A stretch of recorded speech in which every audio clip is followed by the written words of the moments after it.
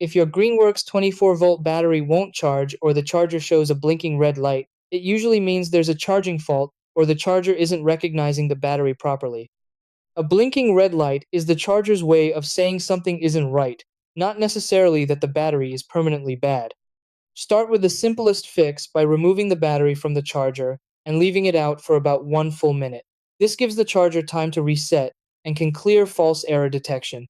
After that, reinsert the battery and try charging again. If the red light continues to blink, check the battery temperature. Greenworks lithium-ion batteries will not charge if they are too hot or too cold. Let the battery sit indoors at room temperature, roughly 20 to 25 degrees Celsius, before trying again. Deeply discharged batteries can also trigger this issue because the battery management system may shut down charging to protect the cells. This safety system can sometimes be overly cautious, especially if the battery was stored empty for a long time. When basic steps don't work, advanced reset methods can help. One effective method is jump-starting the battery using another working Greenworks 24-volt battery.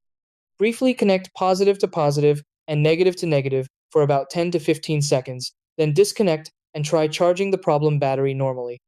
If you don't have another Greenworks battery, a regulated 24-volt DC power supply set to around 1 amp can also be used briefly to wake the battery and reset the internal protection system.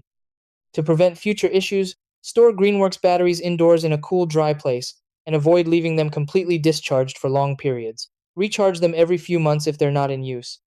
Greenworks batteries typically come with a 2-year consumer warranty, so if your battery still won't charge within that period, contact Greenworks support. Always use caution when handling battery terminals and electrical connections.